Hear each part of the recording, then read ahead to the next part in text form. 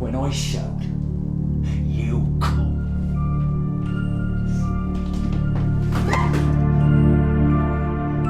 Do something useful and clean the dishes.